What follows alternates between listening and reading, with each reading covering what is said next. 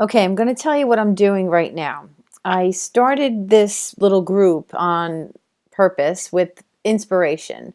And the reason that I started this group on inspiration is just because I am in a position where I am successful in business, but I've hit a wall, and this wall has been in front of me for a couple of years now. And I know that, I'm working towards different ways of getting around, under, or through this wall. And this is actually one of them.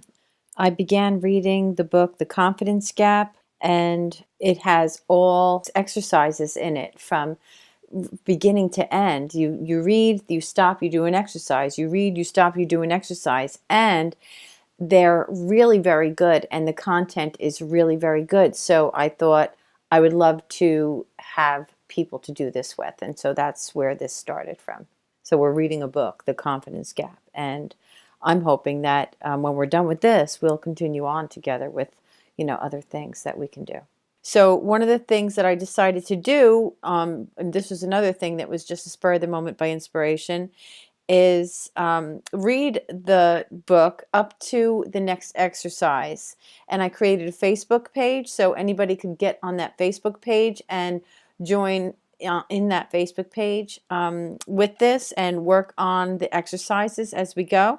And maybe we can develop a community of people that are really serious about making changes in their lives and, doing the work that it takes to actually do that. So I'm going to read it now that you have this, little introduction thing. Okay, so here we go. The confidence gap. And I don't know if I said this, but if I didn't, if I make a mistake or something, I'm just going to stop and I'm just going to, correct it and move on. Okay? All right. I'm not going to do any editing. That would just be way too much work. All right. So here we go. The Confidence Gap, A Guide to Overcoming Fear and Self-Doubt by Russ Harris. And the first part is part 1, warming up. And here we go. 1, why bother? So what's in this book for you? On one level, the answer is obvious. You want more confidence. But I want you to dig a bit deeper because confidence is not the end of the journey, is it? Presumably, you want that confidence in order to achieve something, to make changes that will improve your life.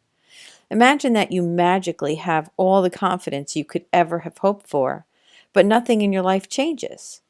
You feel supremely confident, but you continue to act in exactly the same way as before.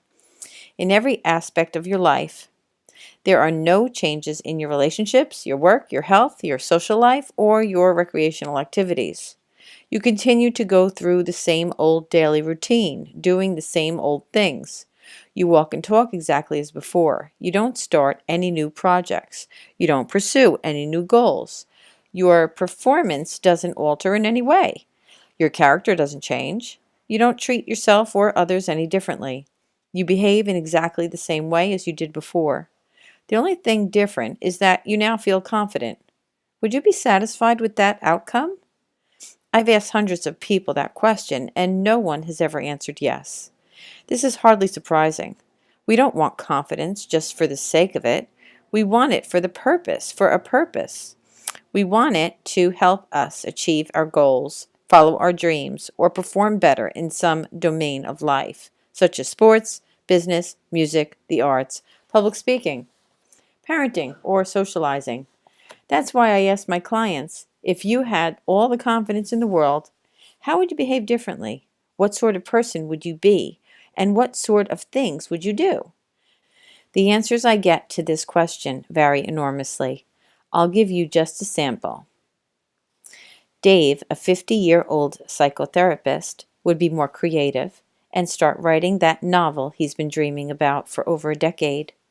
Claire, a somewhat shy 33-year-old receptionist who hasn't been out on a date in more than 4 years, would join an online dating agency and start meeting some new people. She would also become more outgoing, open, and talkative, both at the office and among her friends. Ethan, a senior manager in a large corporation, would be more effective at making decisions under pressure and better at giving performance appraisals to his staff.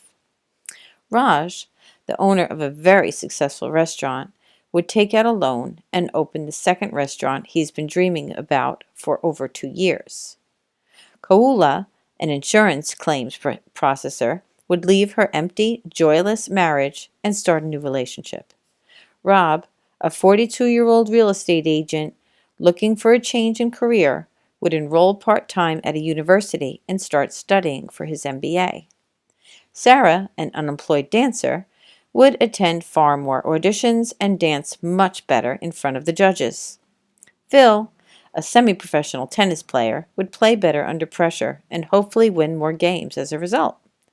Chloe, a shy 28-year-old scientist, would make more friends, spend more time socializing, and behave in a more genuine, warm, and engaging way in social situations.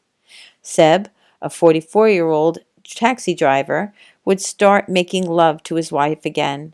For the past 3 years, he has avoided all sexual activity for fear of failure.